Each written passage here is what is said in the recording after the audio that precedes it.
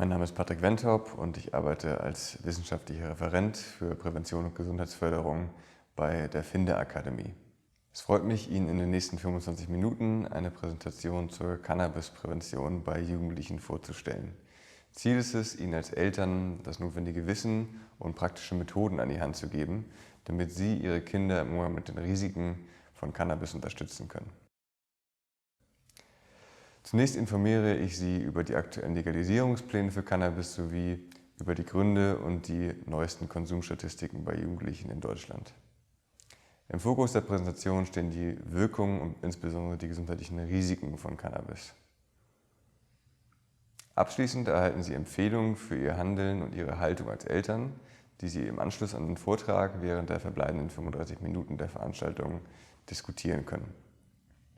Zur anschließenden Diskussion laden wir Sie ein, Fragen, Anregungen und auch persönliche Erfahrungen zu teilen.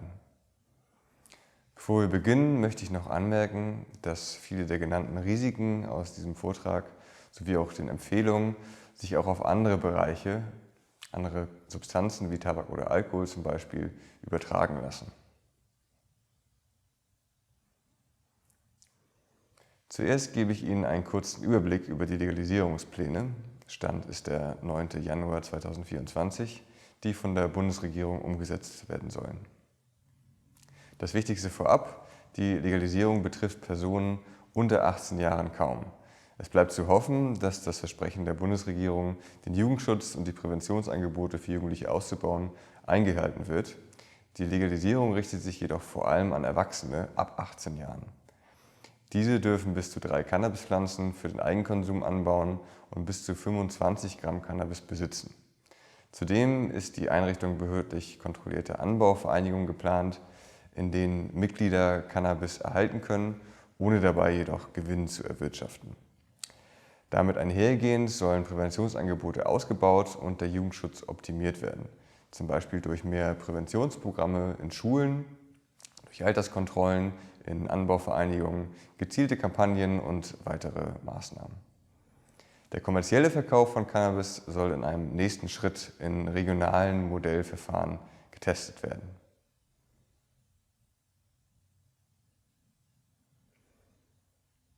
Nun zu den Gründen für den Cannabiskonsum sowie zu den aktuellen Konsumzahlen bei Jugendlichen.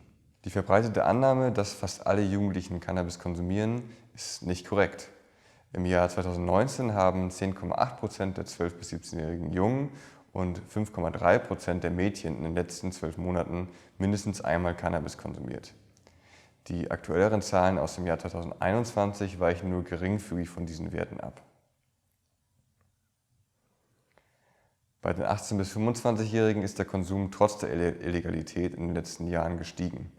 Generell nimmt der Cannabiskonsum bei Jugendlichen und jungen Erwachsenen zwischen 12 und 25 Jahren mit steigendem Alter zu. Wie Sie hier sehen, sind die Zahlen bei den 16- und 17-Jährigen bereits höher. Es gibt also einerseits eine Entwarnung: Cannabiskonsum ist im Vergleich zum Alkoholkonsum ein geringeres Problem bei Jugendlichen. Sie konsumieren weniger Cannabis, als viele annehmen. Problematisch ist jedoch, dass viele Jugendliche glauben, ihre Freunde hätten bereits Erfahrungen mit Cannabis gemacht, obwohl dies nicht der Fall ist.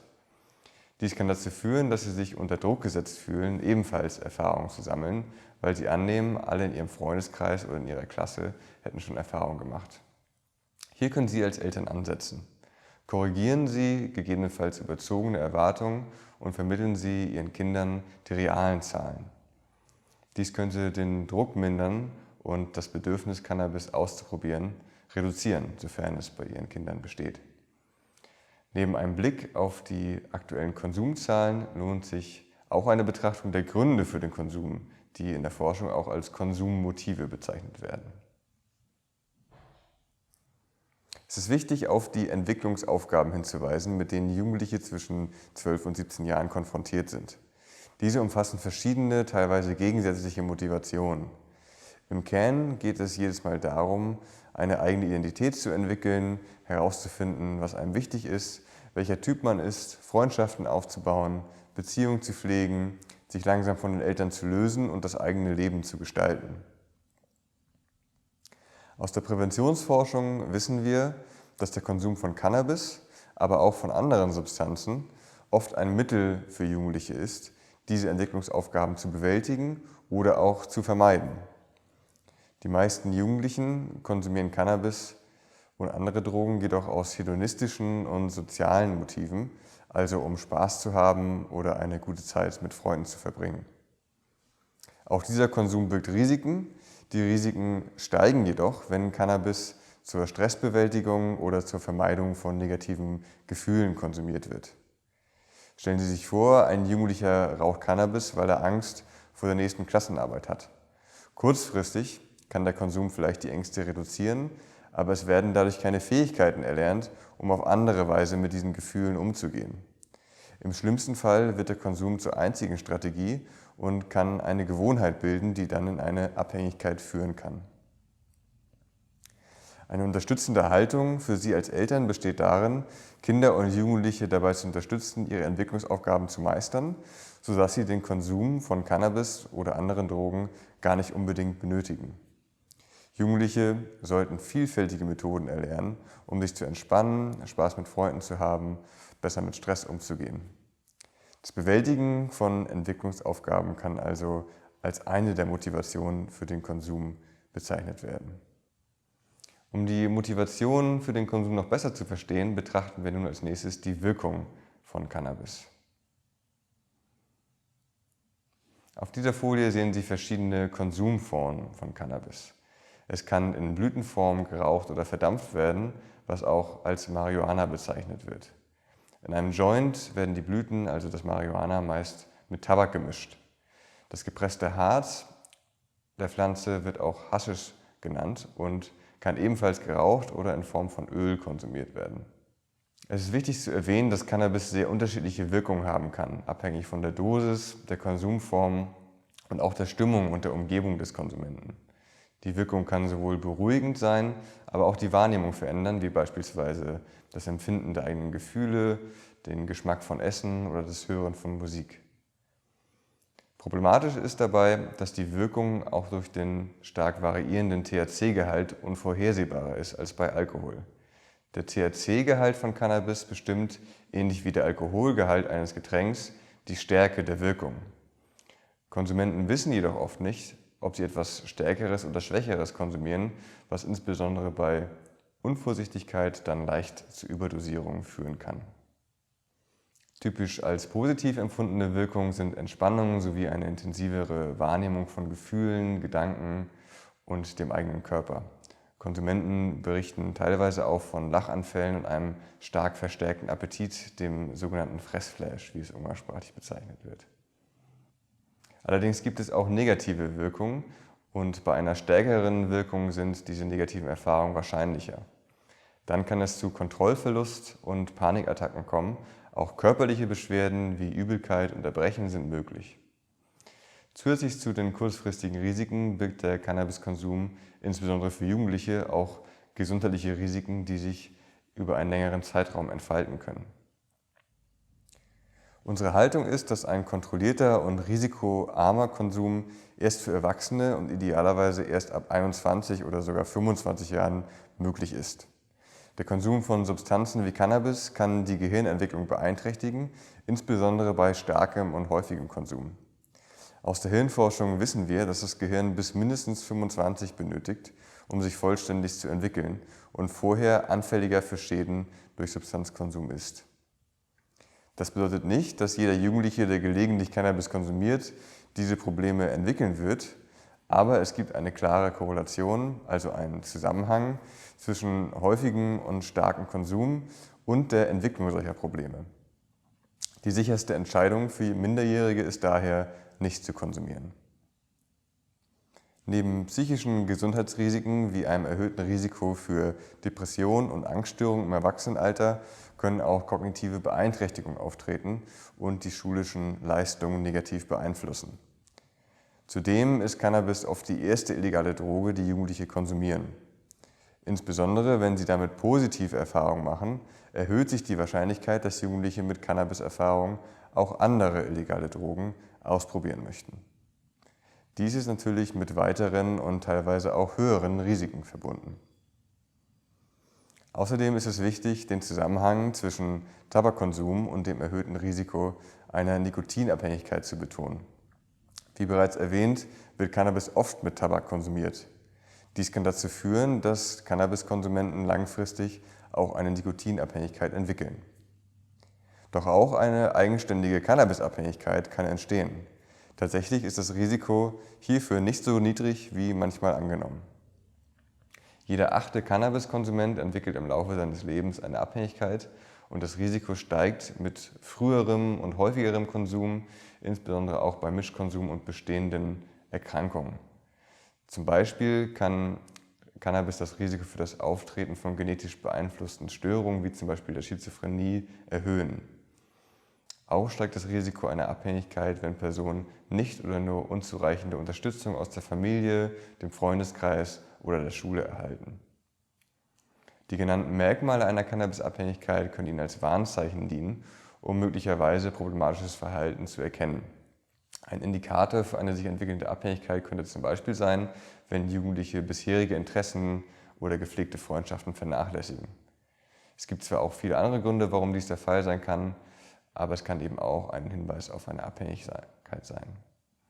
Die Symptome einer Abhängigkeit bei anderen Substanzen und Verhaltensweisen, wie exzessivem Gebrauch von Social Media oder Videospielen, sind sehr ähnlich. Der Konsum oder die Nutzung wird wichtiger als andere Lebensaspekte und nimmt immer mehr Zeit und Raum im Leben der Person ein.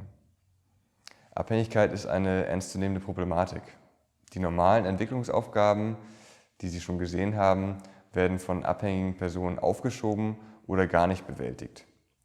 Je früher sich allerdings Betroffene Hilfe suchen, desto besser können sie dabei unterstützt werden, aus der Abhängigkeit herauszukommen.